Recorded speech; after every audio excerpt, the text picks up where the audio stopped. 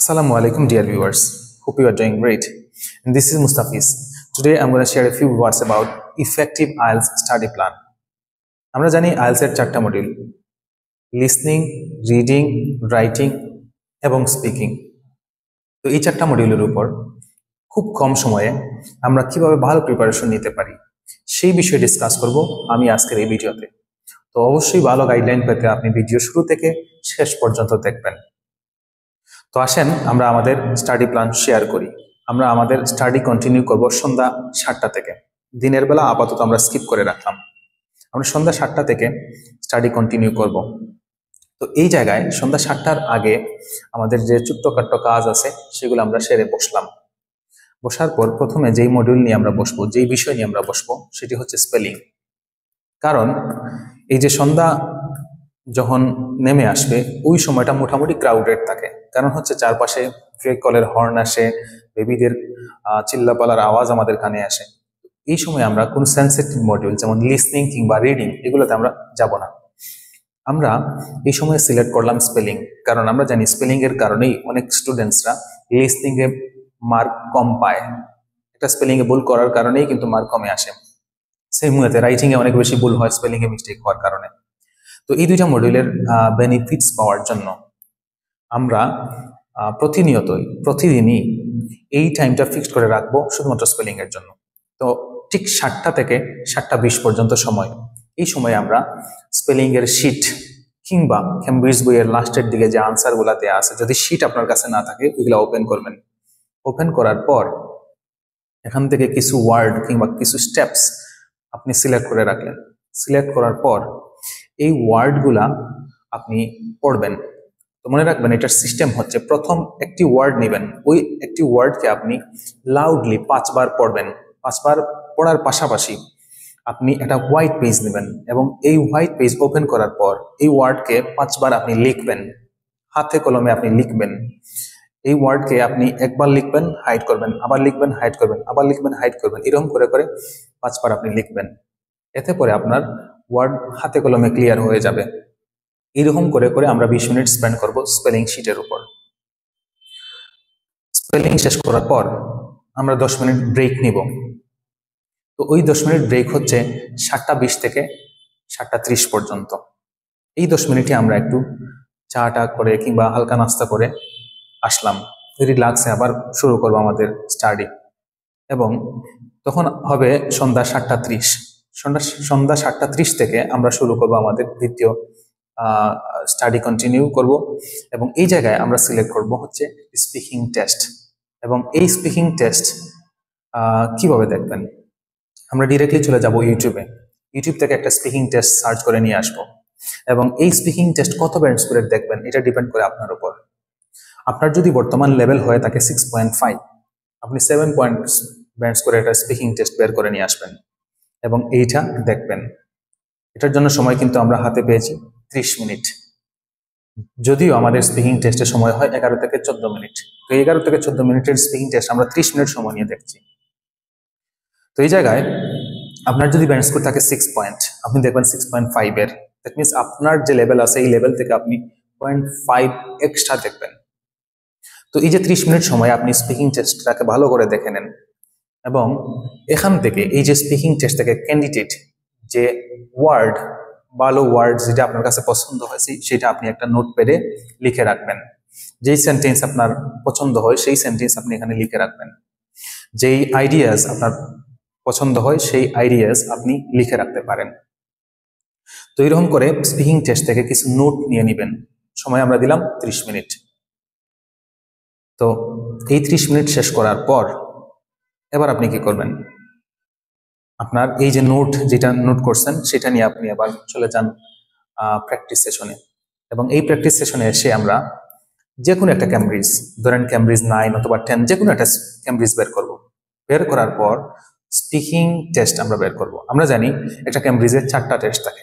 তো এখানের মধ্যে থেকে ধরেন আজকে ক্যামব্রিজ 9 এর স্পিকিং টেস্ট 1, কালকে হচ্ছে ক্যামব্রিজ 9 এর স্পিকিং টেস্ট 2, পরের দিন স্পিকিং টেস্ট 3, পরের দিন স্পিকিং টেস্ট 4, এরকম করে করে প্রত্যেকদিন একটা একটা করে প্র্যাকটিস করব। তো এটা প্র্যাকটিস করার জন্য আমরা সময় দিব আপনাকে 30 মিনিট। 8টা থেকে 8:30 পর্যন্ত ওই সময় আপনি ফুল স্পিকিং টেস্ট দিবেন। এবং এই স্পিকিং টেস্ট দেওয়ার জন্য নিজে হবেন এক্সামিনার, নিজে হবেন ক্যান্ডিডেট। আপনি ওই কোয়েশ্চেন ওপেন করার পর এখানে দেখবেন স্পিকিং পার্ট 1, পার্ট 2, পার্ট 3 ফুল টেস্টই দেওয়া থাকে। ওই জায়গা থেকে নিজে প্রশ্ন করবেন এবং নিজে আনসার দিবেন। যদি আপনার আনসারে আপনি স্যাটিসফাইড না হন, সময় নেবেন, আইডিয়া গ্যাদার করবেন, তারপরে আবার নিজেকে প্রশ্ন করবেন, নিজে আনসার দিবেন। এইরকম করে করে স্পিকিং পার্ট 1 প্র্যাকটিস করবেন। আসবেন পার্ট 2-তে।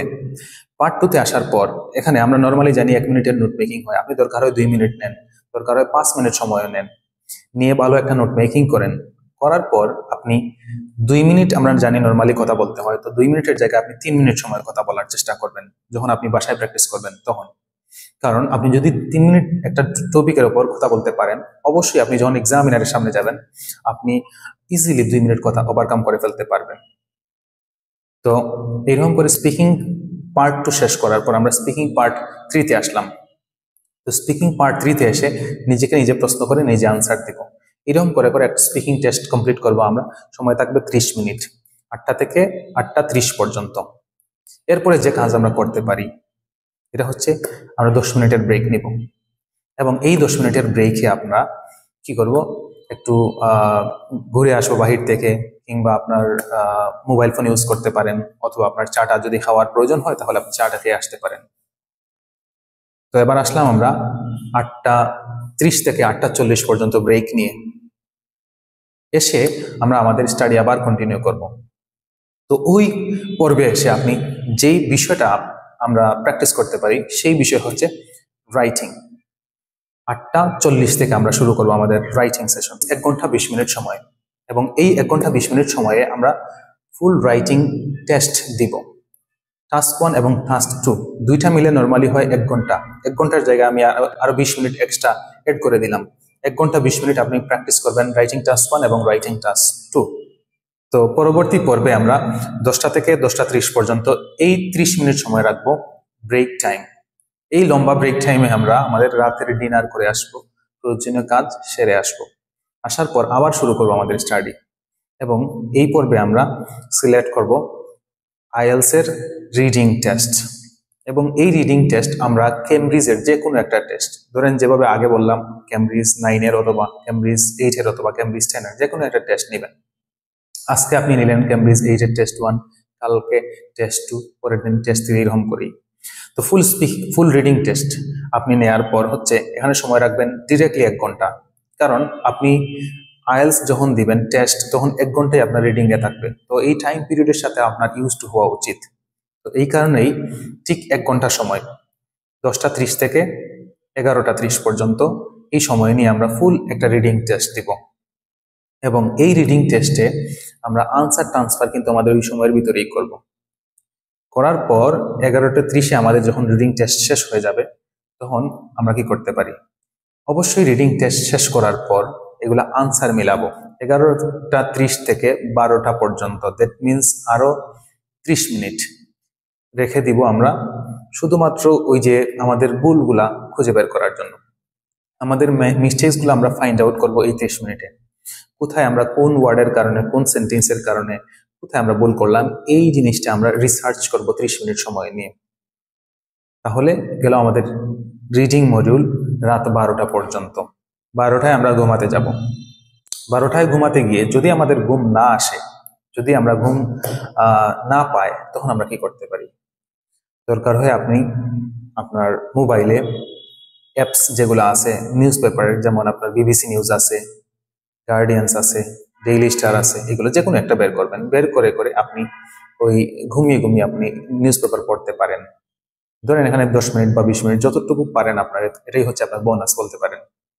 তো এই সময় আপনি রিডিং নিউজ পেপারে স্পেন্ড করেন 30 মিনিট, 20 মিনিট অথবা 10 মিনিট স্পেন্ড করতে করতে আপনি রিডিং পেপার পড়তে পড়তে আপনি ঘুমিয়ে যান।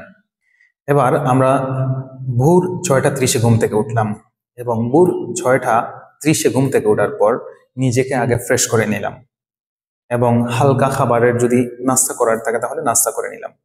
নিয়ে এসে আমরা আবার আমাদের স্টাডি কন্টিনিউ করব সকাল 7টা থেকে। এবং সকাল 7টায় প্রথমে এসেই আমরা হাত দিব সবচেয়ে সেন্সিটিভ মডিউল, যেটা হচ্ছে লিসনিং এ।